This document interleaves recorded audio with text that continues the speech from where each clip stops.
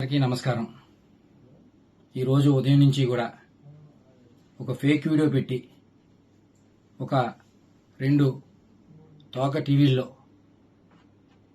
రకరకాలుగా లేనిది ఉన్నట్టుగా, ఏముందో ఏం లేదో తెలియని పరిస్థితిలో లేనిది ఉన్నట్టుగా చూపించి శిలలో పల్లలో అల్లి చూపిస్తున్న కొన్ని టీవీ ఛానల్ చూశాను.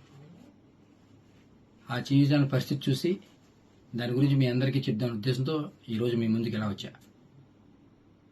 గత 6 నెలలుగా నాకు కొన్ని ఫేక్ కాల్స్ వస్తూ ఉన్నాయి అన్నోన్ నెంబర్ నుంచి.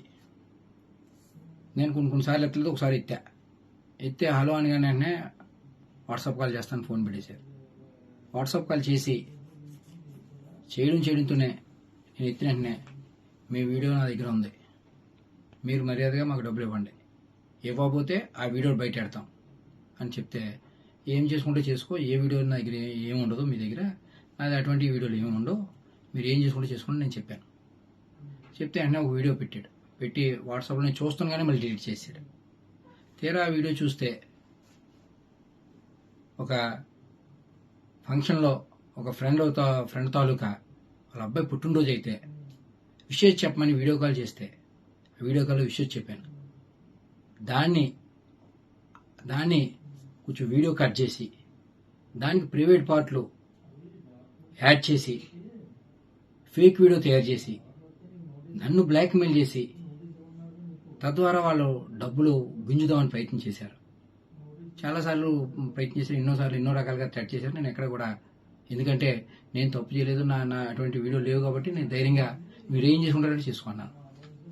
అలా చాలాసార్లు చేసి ఇంకా ఎటు నేను లొంగపోవడంతో ఒకసారి ఫోన్ చేసి, సరే ఏదో తప్పు జరిగిందండి, ఇంకెప్పుడు ఇటువంటి చెయ్యం, మీరు మాకు కొంచెం హెల్ప్ చేయండి, ఇక్కడతో ఇది వదిలేస్తాం, ఏదో తప్పు రేటో చేసాం, మాకు మా వాళ్ళకి బాగాలేదు, హాస్పిటల్లో ఉన్నారని సాయం చేయమంటే డబ్బులు సాయం చేశాను. ఒకసారి పెళ్ళి అంటే సాయం చేశాను, ఒకసారి ఎవరో చనిపోయారంటే సాయం చేశాను, మానవత దృక్పథంతో చేశాను. అలాగే అది ఆసరాగా తీసుకుని వాళ్ళు మళ్ళీ నన్ను పెద్దగా డబ్బులు అడగడం మొదలెట్టారు, మళ్ళీ బ్లాక్మెయిల్ చేయడం మొదలెట్టారు. డబ్బులు ఇస్తారా, నేను వీడియో బయటమా, లేదా మీ ప్రత్యర్థులకి ఇస్తే మాకు చాలా డబ్బులు వస్తాయి అని నన్ను బ్లాక్మెయిల్ చేయడం మొదలెట్టారు. నేను ఎటువంటి నాకు సంబంధం లేనివాడిని, మీకెందుకు డబ్బులు ఇవ్వాలి, నేను డబ్బులు ఇవ్వను, మీరు ఏం చేసుకుంటారో చేసుకోండి, అవి కూడా మానవతా దృక్పథంతో మీరు అడిగారు కాబట్టి మీకు ఇచ్చా,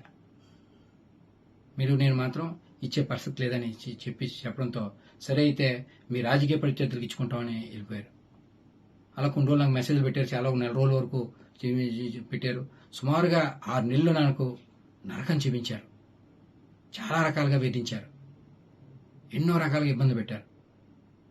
తర్వాత నేను ఎప్పుడైతే ఏమన్నానో మీ ప్రత్యర్థులకి ఇస్తామని అన్నట్టుగానే ఆ వీడియో పట్టుకెళ్ళి ప్రత్యర్థులకి ఇచ్చారు, మా రాజకీయ ప్రత్యర్థులకి. ఆ ప్రత్యర్థులందరూ కూడా సోషల్ మీడియాలో రకరకాలుగా ఆ ఫేక్ వీడియోని, ఏదైతే డీప్ ఎడిటెడ్ ఫేక్ వీడియో, ఆ ఫేక్ వీడియోని అందరూ వైరల్ చేయడం, కొన్ని టీవీ ఛానల్లో అదే దానికి చెలలో పల్లలో అల్లించి చూపించడం, ఇటువంటి పరిస్థితులు ఇవాళ చూసాం.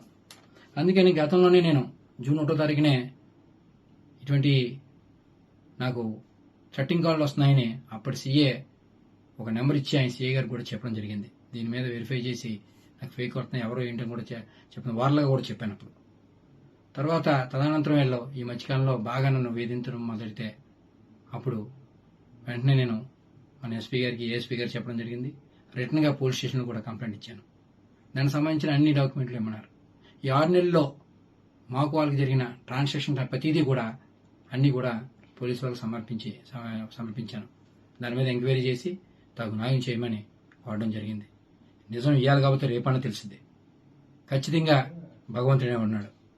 మీ అందరినీ కూడా మీడియా పరంగా మీ అందరినీ ఒకటే కోరుతా ఉన్నా, ఎందుకంటే ఇలాగా ఇటువంటి ఏదైతే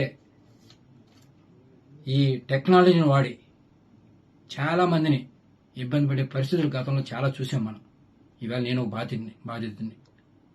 నాలాగా ఇంకొక బాధితుడు ఎవరో కూడా బారిన పడకుండా ఒక ఫేస్ యాప్, ఒక ఇలాగ రకరకాల యాప్లతో అందరినీ వేధించున్న పరిస్థితి.